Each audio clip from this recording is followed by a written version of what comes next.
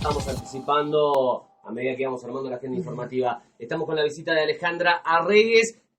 dirigente y candidata a diputada nacional por el FIT. ¿Cómo estás, Alejandra? Bienvenida. Hola, ¿qué tal, Chipi? ¿Cómo estás? Un placer tenerte aquí otra vez, ¿eh? Bien. Muchas gracias. Bueno, hablamos ya del 6 de octubre. Estamos a menos de 20 días de que se celebre finalmente la elección general del 25 de octubre. ¿Cómo van desandando el camino ya en las semanas previas? Sí, bueno, como vos decías, ya en la recta final, sí.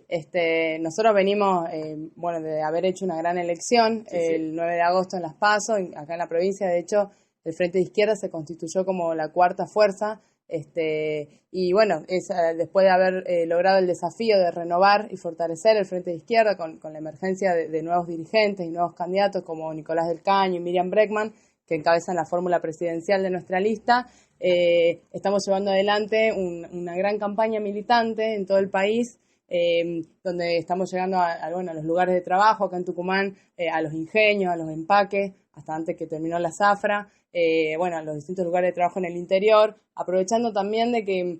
las PASO estuvieron atravesadas del receso invernal en las universidades y que ahora también estamos teniendo la oportunidad de llegar con nuestras ideas a los miles y miles de estudiantes de las universidades públicas, de la tecnológica, que nos acompañaron ya en agosto, donde tenemos ahora en octubre el enorme desafío de hacer crecer aún más el Frente de Izquierda, de hacer una gran elección para empezar a consolidar el Frente de Izquierda como una alternativa política con peso en la política nacional. Para eso es importante también de que la fórmula presidencial que encabeza Nicolás del Caño y Miriam Bregman hagan una gran elección, que estamos seguros que eso va a pasar. Y después también el desafío de aumentar la representación parlamentaria que tiene la izquierda en el Congreso de la Nación y en las diferentes legislaturas provinciales que coinciden en algunas provincias las elecciones provinciales con la del 25 de octubre.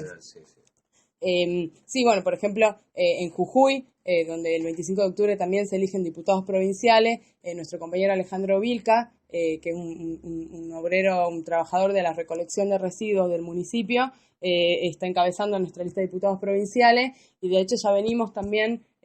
después de lo que ha sido la experiencia en Tucumán, del fraude de los acoples y el escándalo que se desató después de las elecciones del 23 de agosto, también preparándonos en Jujuy para un escenario probablemente muy similar, donde esta vez son también protagonistas los radicales, el partido de Morales, que está llevando 180 y pico de acoples, claro. Bueno, lo mismo que pasa, digamos, acá en Tucumán, en una elección donde también tenemos el desafío de que ingrese nuestro compañero a la legislatura provincial. Venimos de hacer elecciones también provinciales en Neuquén, en un año que estuvo atravesado por toda esta elección desdoblada en 20 millones de partes, donde el Frente de Izquierda no ha dejado de crecer desde su constitución en el 2011 y durante este año también de fortalecerse. Entonces, tenemos ese desafío acá en la provincia. Hemos logrado instalar el Frente de Izquierda como una alternativa en las PASO nacionales, y es lo que ahora queremos consolidar, porque para nosotros el voto al Frente de Izquierda y su representación parlamentaria es un claro mensaje político a los principales candidatos que hoy están disputando la presidencia, tanto a Macri, Massa o Scioli, donde nosotros desde el Frente de Izquierda venimos discutiendo, y un poco también se expresó en el debate de antes de ayer, que indistintamente de quién sea el que gane, lo que se está preparando para el próximo periodo, después de las elecciones, es necesariamente un ajuste donde siempre la variable primera a la que se acude es al bolsillo de los trabajadores, al bolsillo de los jóvenes, y que afecta también terriblemente la vida de las mujeres. Entonces, para nosotros, que el Frente de Izquierda haga una buena elección, que aumente su representación parlamentaria, implica un mensaje político ante estos planes de ajuste que se vienen en el próximo periodo, ¿no? Hablabas recién, Ale, de lo que ha sido el debate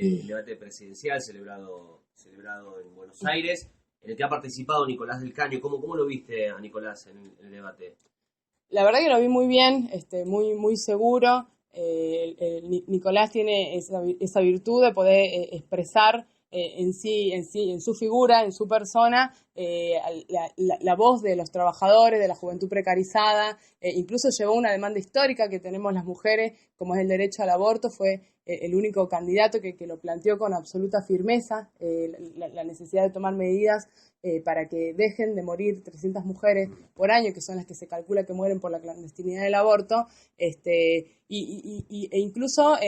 aprovechando mucho las instancias de interpelación que había entre los candidatos, para empezar también a desnudar un poco la enorme demagogia que se hace por parte de los candidatos, tanto del oficialismo como de la oposición, en la campaña electoral. O sea, por ejemplo, la interpelación alrededor de qué política se va a tener para resolver el problema de la vivienda, al candidato Macri, al candidato del PRO, tiene que ver con pensar también, o sea, cómo en el momento de campaña electoral estos candidatos hablan de que se va a defender el trabajo, que se va a hacer un plan de vivienda, que se va a defender la educación pública, cuando sus políticas en la realidad, en los lugares donde ellos ya gobiernan, demuestran todo lo contrario, ¿no? O sea, lo mismo en la represión al indoamericano, bueno, lo que planteó Nicolás en el debate, y donde desde el Frente de Izquierda, así como decimos en nuestros spots, sabemos que hay 6 listas presidenciales, pero que hay solamente una que defiende los intereses de los trabajadores, y que se enfrenta a la impunidad de los poderosos, digamos. Entonces, para nosotros, ¿esto qué significa? Que, por ejemplo, para el problema de la vivienda tenemos una solución, que es pensar un gran plan de obras públicas. Acá en Tucumán hay un déficit de 100.000 viviendas, o sea, hay 100.000 personas que o viven en condiciones muy precarias o directamente no tienen techo, donde nosotros opinamos de que están los recursos, existen, hay grandes fortunas, acá en Tucumán hay intereses importantes, que si se tocan se pueden garantizar en un corto periodo la vivienda de esas 100.000 familias, o a nivel nacional el déficit que hay, que es de 3 millones de viviendas, digamos. Y lo mismo para la educación o para pensar el problema de la salud, y sobre todo también de la defensa del trabajo en el periodo que se viene, donde siempre, fíjate vos, son los trabajadores y es el puesto de trabajo y el sostén de esas familias lo que se pone en riesgo ante cada situación de crisis, digamos. Ahora se está viendo con la industria automotriz, por ejemplo, donde ante la recesión en Brasil, los primeros síntomas de la crisis, ya están habiendo miles de suspensiones en Córdoba, en la provincia de Buenos Aires. Nosotros del Frente Izquierda hemos presentado un proyecto de ley para una emergencia laboral, que lo que plantea es prohibir los despidos, prohibir las suspensiones, y al revés, pensar cómo el salario tiene que aumentar, tiene que llegar a los niveles del costo de la canasta familiar, o sea, que permite a una familia llegar a fin de mes tranquilamente. O sea, no es tampoco el objetivo enriquecer, sino poder llegar a fin de mes, pagar las cuentas y que no falte nada los últimos días. Y sobre todo también, digamos, pensar cómo las bancas que conquista el Frente de Izquierda son un punto de apoyo, no solamente para la presentación de este tipo de proyectos de ley que defienden los intereses de los trabajadores, sino también un punto de apoyo para pensar cómo se puede desarrollar y alentar también a las distintas luchas que van surgiendo desde abajo con las mismas demandas, digamos. Se expresó, bueno, lo que fue la lucha de Lear el año pasado, donde una empresa multinacional yanqui pretendió dejar en la calle a 200 familias, y las bancas del Frente Izquierda fueron un apoyo importante en estas luchas, digamos, no solamente desde el punto de vista de haber aportado de las dietas de los diputados al fondo de lucha de los trabajadores y que la lucha no se quiebre por el hambre, sino también de haber acompañado en las calles a estos movimientos, digamos, lo mismo el movimiento de mujeres, y las distintas luchas que van surgiendo, más recientemente incluso la de los choferes de la línea 60. Sí. Para nosotros, desde ese punto de vista también, que el Frente de Izquierda crezca electoralmente, se consolide como una alternativa política y aumente su representación parlamentaria, implica también un gran punto de apoyo para las distintas luchas que en el próximo periodo necesariamente los laburantes vamos a tener que encarar, digamos. A eso quería llegar, Ale, porque en gran parte me vas citando hechos concretos que empiezan a configurar, por lo menos la lectura que tienen desde el FIT, de lo que va a ser la discusión, particularmente a nivel Congreso, a nivel diputados, a nivel Cámara de Senadores. ¿Cuáles crees, además de estos hechos, que van a ser los elementos fundamentales para entender la política que se viene? ¿Cuál va a ser la discusión o cuáles van a ser las discusiones fuertes que en la legislatura a nivel nacional se van a tener que dar? Digo, Cámara de Diputados concretamente. Mira, hay muchas discusiones, digamos, sí. Principalmente alrededor de todo lo que es la política económica. En la Cámara de Diputados se votan los presupuestos, se decide cuánto se destina a educación, cuánto se destina a salud, cuánto se destina a los planes de obra pública, y cuánto se destina también a subsidio a los empresarios, subsidio al petróleo, al gas, a la energía. bueno, desde el Frente Izquierda opinamos de que es necesario que haya una voz fuerte dentro del Congreso que se plante, justamente para plantear de que la variable de ajuste de ninguna manera puede ser los derechos que ya conquistamos los trabajadores, que son la educación pública, el acceso a la salud pública y todo, y que incluso es necesario aumentar, triplicar o destinar el presupuesto necesario para que los hospitales funcionen de manera efectiva, que no se tenga que hacer una fila desde las 4 de la mañana, 5 de la mañana para poder sacar un turno, familias que se pasan una madrugada en las puertas de los hospitales. Eso no puede suceder más porque existen recursos en la Argentina, o incluso para pensar el tema de los beneficios sociales, los planes, la asignación universal por hijo, que son sumas que resuelven una parte, son un auxilio a miles de familias, pero que son absolutamente insuficientes para pensar una salida de fondo ante una inflación que cada vez es mayor, incluso ante una situación donde las paritarias ya desde hace un tiempo vienen teniendo un techo cada vez más bajo. Entonces, para nosotros la discusión de cómo se distribuyen esos recursos, es necesario que haya una voz que se plante,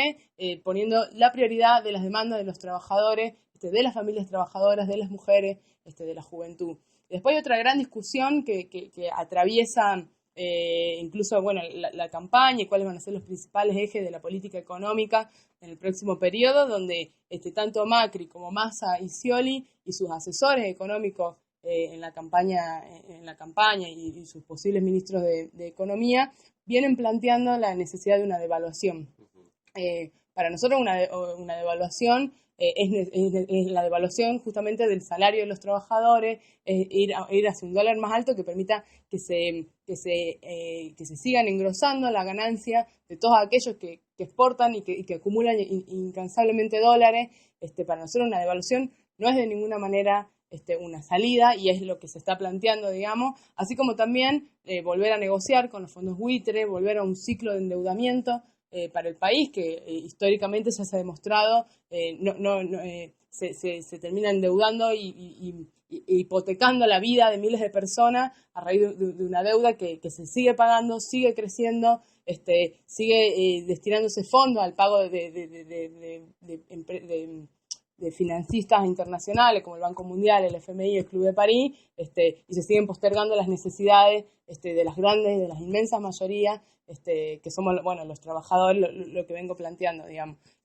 Para nosotros también, entonces sería importante plantear, digamos, que los recursos que se destinan al pago de la deuda externa o los recursos que se destinan a los subsidios, a los grupos empresariales, incluso a los grupos empresariales multinacionales, se destinen a un gran plan de obras públicas que pueda resolver el problema de la vivienda, que pueda mejorar y construir escuelas públicas en toda y cada una de las provincias, que pueda mejorar el sistema de salud, que todos esos fondos se destinen a garantizar también un salario que sea equivalente a la canasta familiar, que se destinen a generar mano de obra para que entre todas las manos desocupadas se pueda generar un trabajo que justamente, digamos, o sea, en distinto de todas las recetas que se han implementado desde los 80 hasta la fecha, ante cada crisis, donde, Alfonsín con la hiperinflación, Menem con las privatizaciones y la hiperdesocupación, después, Duhalde con la devaluación, y sistemáticamente, fíjate que en todas y cada una de las crisis, la variable de ajuste fueron los trabajadores, su bolsillo, sus condiciones de vida. Desde el Frente de Izquierda, que somos conscientes que estamos asistiendo a un fin de ciclo, que hay una crisis económica, que se están preparando los empresarios y sus candidatos para llevar de nuevo una receta similar, y que es por eso justamente muy importante de que crezca y que se plante una alternativa que plantea claramente eso, o sea, que la crisis la tienen que pagar los capitalistas, los banqueros, los empresarios, quienes la generaron, digamos, no hay ningún trabajador, ninguna ama de casa que tenga algo que ver con el surgimiento. Tal cual. Ahora, Ale, sería ir en contra de un sistema de grupos concentrados de poder medio jodido, digo, ponerse en contra a esos nenes, ponérselo en contra de políticas reales, digo, en el plano concreto de los proyectos de ley, de lo que se puede gestionar desde el Congreso, es una tarea jodida. Hay mucho, esto lo hablamos recién también, la política real, los puntos de presión que te pueden hacer, ir en contra de estos grupos concentrados de poder, está demostrado a lo largo de la historia de la humanidad, que no es sencillo, no es fácil. No, en absoluto. Justamente por eso yo también te mencionaba recién que para nosotros la clave de que el Frente de Izquierda tenga representantes dentro del Parlamento quizás no pasa tanto por la capacidad de presentar todo este tipo de proyectos de ley que son beneficiables a los trabajadores, digamos, que plantean el problema del trabajo, que ponen las demandas de los trabajadores por delante, sino también de que cada una de esas bancas, como también las que tenemos en las distintas legislaturas provinciales, son grandes puntos de apoyo para el desarrollo de todo un movimiento de fuerza que viene desde abajo, digamos, o sea, como por ejemplo se ve cuando los trabajadores ante la situación de despido salen a la lucha y cuentan con el apoyo de los diputados del Frente de Izquierda, cuando cuentan con el apoyo económico, material, de acompañarlos en las calles, que muchas veces es decisivo para determinar si esas luchas triunfan o no, ¿no? O sea, lo que nosotros estamos planteando es que las bancas del Frente de Izquierda tienen que servir para fortalecer las luchas de las mujeres, de los jóvenes y de los trabajadores, que son en definitiva quienes sí tienen la fuerza y la capacidad para enfrentarse a estos grandes grupos que concentran el poder, que concentran la riqueza, etcétera, digamos. O sea, las bancas para nosotros son un punto de apoyo para poder desarrollar y alentar el movimiento y la fuerza que tenemos los jóvenes, que tienen las mujeres, y que desde ese punto de vista sí son muy valiosas, digamos. Incluso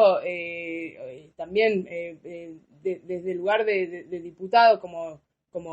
viene desarrollando en su cargo desde el 2013 Nicolás del Caño o ahora recientemente Miriam Bregman, se empieza a demostrar con el ejemplo que existe otra forma de hacer política. Los compañeros, no sé si la audiencia sabe, pero el sueldo de un diputado es de alrededor de 55.000 pesos, más las dietas, más esto, más los viáticos, etcétera. Muchas veces supera los 100.000 pesos mensuales. Yo recuerdo que hicimos el ejercicio de desglosar todo y era un número... Es un número, sí, increíble. O sea, cualquier trabajador tendría que mínimo trabajar 60 años para poder llegar a acumular lo que acumula cualquier diputado en un solo mandato. Entonces, al existir esa diferencia abismal, para nosotros es muy valioso también el ejemplo que dan nuestros diputados del Frente de Izquierda, que cobran lo mismo que un docente y que el resto de la dieta le aportan a estos fondos de lucha que yo contaba recién, como fue en LEAR, los choferes de la línea 60 o los docentes de Salta, que también tuvieron que encabezar una huelga fenomenal de meses del año pasado para poder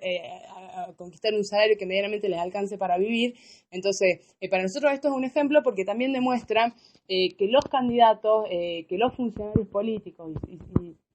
gobiernan para intereses empresariales, digamos, o sea, que vivan como empresarios, que tengan ese tipo de ingresos, que compartan los country, que sus hijos vayan a los mismos colegios privados, que se hagan atender en los mejores hospitales del país, en los mejores sanatorios privados del país, etcétera. Para nosotros no es casual, sino que tiene que ver con un interés que se defiende en conjunto, en sintonía, entre los empresarios y todos estos funcionarios políticos, digamos. Entonces, para nosotros es un enorme ejemplo que existan diputados del Frente de Izquierda que cobren lo mismo que un docente, que vivan como un trabajador, que se atiendan en los hospitales públicos, y que empieza también a servir para empezar a desnudar que esta casta política, incluso si no robase, incluso si no fuese corrupta, defiende necesariamente los intereses de sectores que acumulan una riqueza inmensa a costilla de los trabajadores, digamos. Para nosotros ese ejemplo es muy valioso y desde el Frente de Izquierda lo venimos llevando adelante y amplificando. Ale, se viene un 25 de octubre que más allá de, obviamente, va a ser una fecha en la que se definan cosas a nivel nacional, va a tener aquel correlato en la provincia de Tucumán de lo que nos interesa a nosotros, de cómo va a ser el transcurso de esa elección. ¿Qué lectura tienen desde el FIT de lo que puede pasar este 25 de octubre, digo, en el clima del durante la elección? ¿Esperan una jornada tranquila o por ahí tristemente cercana a lo que ha sido el 23 de agosto? Mira, para mí es difícil de predecir si se van a repetir o no este tipo de hechos. Lamentablemente no es descartable, sobre todo porque incluso si nosotros nos ponemos a pensar acá en la provincia, se va a dar una situación que es absolutamente irregular, donde si bien las PASO cumplen el objetivo supuestamente de decidir quiénes van a ser los candidatos dentro de cada lista, los votantes cuando entren el 25 de octubre al cuarto oscuro se van a encontrar también nuevamente con boletas repetidas en la mesa, en el cuarto oscuro. Entonces, por ejemplo, la lista de Cambiemos lleva 3 candidatos presidenciables, o sea, es como una ley de acople a nivel nacional que están desarrollando acá en las elecciones del 25 de octubre. Para nosotros es probable que incluso si no se expresa el 25 de octubre en las elecciones, siga desarrollándose en cada uno de los barrios una guerra que es parecida, que no es la guerra entre los candidatos de los acoples, pero sí la guerra entre los punteros que en cada barrio representan a cada uno de esos candidatos, porque lamentablemente lo que nosotros veníamos denunciando es que lo que se expresó con 200 boletas en las elecciones provinciales en cada cuarto oscuro, en realidad la forma superficial de algo que sucede muy cotidianamente y que sucede todos los días entre elección y elección en cada uno de los barrios, digamos. O sea, los acoples son la expresión de un aparato de puntero que regimenta la vida social de la familia más pobre, de los sectores más humildes, de los sectores de trabajadores, donde de cada familia depende de la simpatía que tenga o no con el puntero para saber si va a conseguir un remedio para cuando su hijo se enferme, si va a conseguir un módulo habitacional para vivir un poco menos hacinadamente, depende de la simpatía que tenga o no, si es que va a tener mercadería para cocinar durante esa semana o no. Entonces, para nosotros eso, que es profundamente violento, y se exprese o no se exprese el 25 de octubre, es una realidad que existe. Por eso, justamente también desde el Frente de Izquierda, ante la crisis que se abrió con el fraude electoral el 23 de agosto, lo que planteábamos era de que el fraude estaba constituido de mucho antes con la ley de acople y que estaba sostenido por problemas estructurales que si no se resuelven es imposible pensar un escenario donde se vaya a unas elecciones libres, ¿no? Nosotros planteamos la necesidad de poner en pie una asamblea constituyente donde todos estos problemas se discutan, donde no solamente se modifique la ley electoral y se cambie el código de los acoples, que desde ya hay que tirarlo abajo,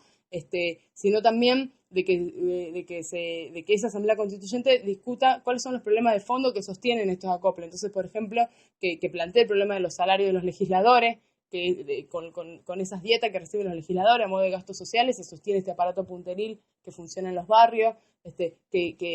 plantee que los legisladores tienen que cobrar lo mismo que un docente, que una Asamblea Constituyente que resuelva el problema del trabajo, garantizando trabajo todo el año. Acá en Tucumán hay 60.000 familias que tienen trabajo solamente 3 o 4 meses al año,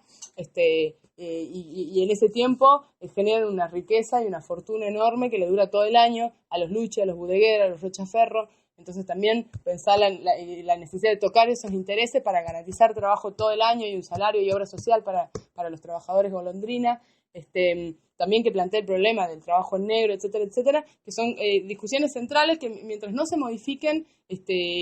la elección, tenga o no tenga episodios de violencia, de quema de urna o ese tipo de irregularidades que son la verdad aberrantes, es imposible pensar que va a ser una elección libre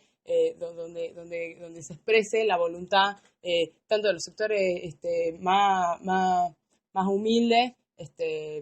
Entonces para nosotros es importante pensar más los problemas de fondo, digamos. De hecho, ahora en Jujuy también se expresa de que la oposición es tan parte como el oficialismo del mismo régimen